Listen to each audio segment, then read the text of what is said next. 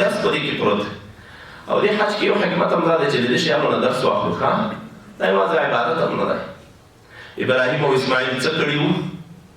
ما ورته داسې یو د الله د دین لپاره فداکار جوړ شو تېر شل کلن جهاد دلته تېر شو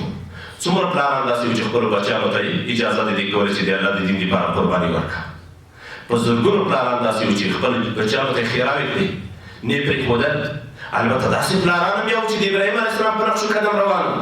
بچی ته خرچه هم ورکوله الله بچایا د اسلام په ننګ باندې ته جنګېږي د سرو انګریزانو کافرانو او د دوی د لاسپوڅو په مقابل کې مبارزه روانه ده الله بچایا خرچه هم واخله نازوم دې زه چې سپین ږیری او بوډایان جهاد نشم کولی ته خو یې کولی شې داسې سپین ږیري سپین سارې میندې ماته معلومې دي چې په یو ځای کې د چاپې دپاره امریکایان راغلل تقریبا 4 بچیان یې ورویستل 4 بچیان دا تېر کال له موږ سره حج ته هم تللی و الله دې د خلیفه صاحب په عمر کې برکات کړي هغه ته د حج ځینې مصارف هم ورته پرې کړل 2 بچیان یې شهیدان شول هغه مورکۍ قصه ماته اوس هم یاده ده دا د ابراهیم علیه السلام په نقش قدم باندې مزل و بچایا هله جهاد ته سره انګریزان راغلي دي په منطقه باندې چاپه ده ته وروځه او یو لیورځی و هغه له موره یو و هغه ته یې وویل چې زویه ته مه ځه ځکه ته له موره یو دي ما بچیان بس دي دا اوس ډېره عجیبه قرباني غواړي خپل بچیان قربانۍ ته پیش کوي او په بل د زړه بدېږي دا ډېر مضبوط ایمان غواړي دا هر چا ته نه نصیب کېږي هینې تېر شو هغه وخت تېر شو که چا خپل مسؤلیت ادا کړم تېر شو که نیک آدم تېر شو که چا فداکاري وکول هم تېر شو هغه میندې چې خپل بچیان یې د الله د دین لپاره وقف کول په هغوی هم تېر شو او په هغو هم تېر شو چې خپل بچیان یې امریکا ته لیږل اروپا ته یې لیږل دوبۍ ته یې لیږل سعودي ته یې لیږل د مایانو ښکار یې کړل خو د جهاد زړه نه ورباندې کېده چې د جهاد ډګر ته یې ولېږي د جهاد لاره دا د ابراهیم علیه السلام په لاره باندې مزل دی ابراهیم علیه السلام د خپل بچی د الله په حکم قرباني کاوه او د جهاد لارې ته خپلو بچیانو ورکول دا هم د الله حکم دی کتب علیکم القتال الله قرآن کریم کې موږ ته وایي جهاد در باندې فرض دی لکه روژه چې در باندې فرض ده الله دې موږ او تاسو ته توفیق راکړي نو هغه ځای ته تګ کې یوه فایده دا ده چې د دې نه به عبرت اخلي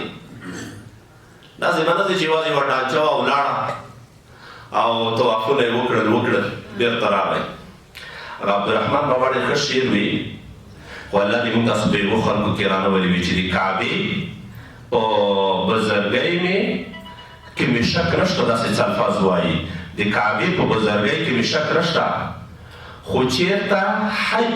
چېرته خر به حاجي نشي په طواف داسې څه الفاظ یې ویلي دي د کعبې په بزرګۍ کې مې شک نشته خو چېرته خر به حاجي نشي په طواف که چېرته موږ یو ځناور راولو د کعبې شریفې نه تاو کړې ته څوک حاجي صاحب وایي او دا دې د الله په رزق پرېږدي خر دی نو هلته به زموږ حج وي چې د هر شي نه بېل بېل خوند واخلو دا حجر الاسود وپېژنو طواف وپېژنو د ابراهیم علیه السلام قربانۍ وپېژنو د هاجرې بېبي قربانۍ وپېژنو د اسماعیل علیه السلام په ماشومتوب کې ایماني غیرت وپېژنو چې خپل پلار ته څه وایي یا ابت افعل ای پلاره دا کار ترسره کړه ما تؤمر هغه کار وکړه چې تا ته امر کېږي ستجدني انشاء الله من الصابرین زر ده چې ته به ما د صابرینو نه پیدا کړې نه به منډه درنه واخلم نه به چیغې و نارې ووهم صابر به یم خپل به پروت یم لکه یو څوک چې پسه حلالوي او زه به انشاءالله خپله غاړه تا ته درکوم ته ما حلالولی شي خو البته امتحان کې خو الله کامیابه کړي ابراهیم علیه السلام د زوی په ځای باندې الله د جنت په څه ورته راوست هغه یې حلال کړه دا کوم ځای و تاسې راته ووایه دا مینا وه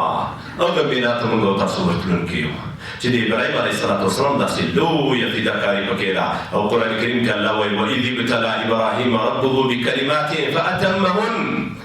په مختلفو خبرو باندې موازمې یو تفسیر دا دی چې دغه خبره پکې شامله ده چې ابراهیم علیه السلام ته الله امر وکړو چې خپل زوی به حلالوي نو فاتمهن په ډېر کامله توګه باندې دغه کلمې ادا کړې او هېڅ کومه سستي ترنه پکې ونه شوه الله څه ورته فرمایي په انعام کې اني جاعلک للناس اماما ابراهیم ټولو خلکو دپاره د مقتدا ګرځوم